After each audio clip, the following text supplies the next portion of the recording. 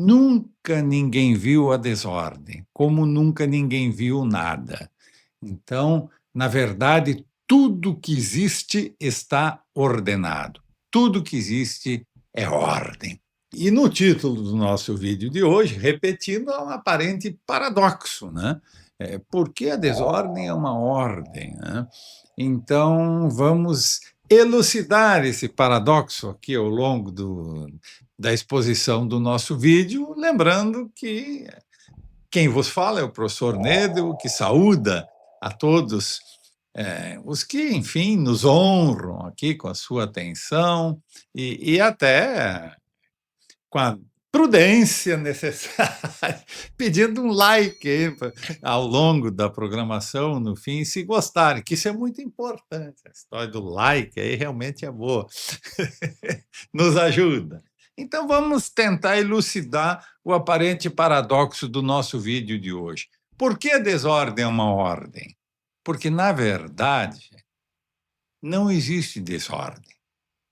A desordem é uma ilusão. Nunca ninguém viu a desordem, como nunca ninguém viu nada.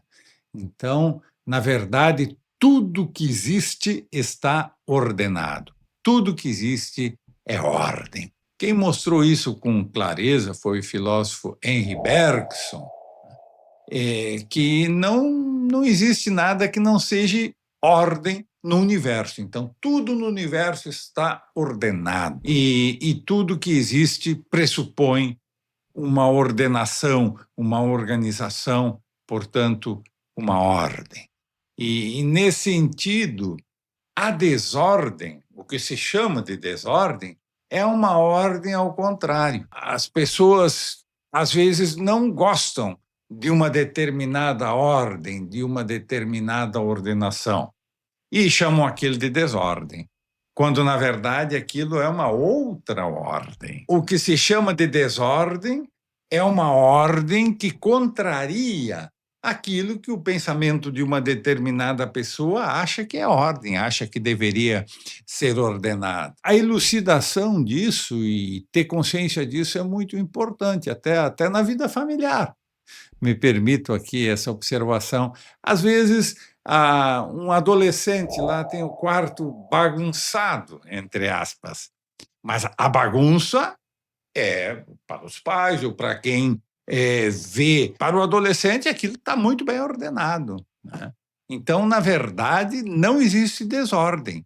A desordem é aquilo que o pensamento de alguma pessoa vê como contrário àquilo que ele considera uma ordem. Então, na verdade, não existe desordem. A desordem é uma ilusão, ela não existe. Nunca, como eu disse, evocando Bergson, ninguém viu a desordem, como nunca ninguém viu o nada. Então, tudo que existe está ordenado, né? E então, nesse aspecto, a desordem não existe. A desordem é uma ordem ao contrário daquilo que, eventualmente, alguém acha que deva ser a ordem, né? E os fins de cada pessoa é que determinam aquilo que é ordem ou que não é ordem, de acordo com o que cada um gostaria que fosse a ordenação da vida e das coisas, né? Como vocês podem, os que têm acompanhado os nossos vídeos, né, as nossas reflexões sobre o direito, né, isso implica diretamente sobre o direito, né, essa necessidade de ordem. Portanto, como eu tenho dito, até evocando o professor Castanheira Neves, a ordem é uma necessidade. E o direito é a possibilidade de uma determinada ordem, de uma ordem que chamamos de jurídica. E o que caracteriza a ordem jurídica? No contexto geral da ordenação do cosmos, podemos dizer. E por falar em cosmos, eu não posso aqui deixar de evocar os filósofos pré-socráticos, né? Os clássicos, os velhos filósofos gregos, admiráveis, né? Que foram eles que se aperceberam, refletindo a realidade que os cercava e olhando para o universo, eles viram que todo o universo está ordenado pelas leis da física, pelas leis da natureza, né? Então, existe uma ordenação perfeita no cosmos. E o ser humano, como eles disseram, um microcosmos, está integrado na ordenação geral do cosmos, né? Então, eles foram os primeiros que se aperceberam disso. Mais tarde, o grande Aristóteles nos definiu como um animal político, né, na sua célebre máxima, anthropozoon politicum. O homem é um animal político. E significa que a vida humana necessita, na polis, na sociedade humana, de ordem, né? De ordem. E como deve ser a ordem que viabiliza a vida humana em sociedade? Bom, alguns acham que essa ordem deve vir de Deus. Hoje, alguns acham que essa ordem é da economia. Outros acham que essa ordem deve ser uma estruturação cibernética regulada pela tecnociência. E alguns, como eu, acham que essa ordem deve ser a ordem proposta pelo direito. E o que significa a ordem proposta pelo direito? A ordem proposta pelo direito nos remete para uma organização social fundamentada na justiça. E o que pressupõe essa ordem fundamentada na justiça? Uma ordem harmônica, uma ordem equilibrada, né? Então, esta é a ordenação condizente com o direito, é a normatividade jurídica ordenando a vida social, né? Que, me permito dizer, é a melhor forma de organização da vida social.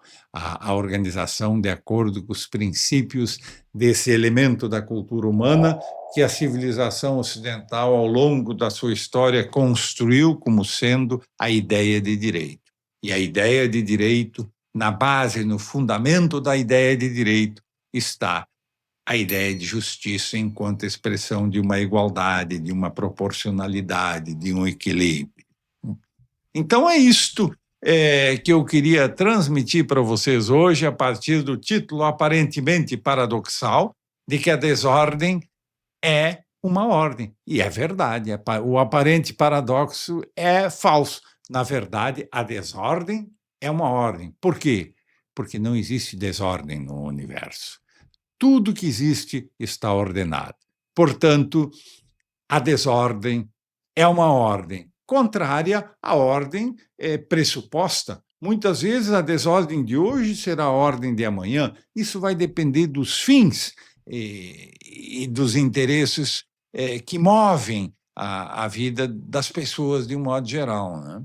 Mas, no contexto, então, da ordem social, que é o que nos interessa, devemos ter a lucidez de ver que a ordem jurídica é a ordem que melhor realiza a possibilidade do ser humano nessa nossa vida, né? Por isso estamos aqui com o nosso canal e continuaremos sempre invocando a necessidade da ordem jurídica enquanto expressão de uma ordem social justa.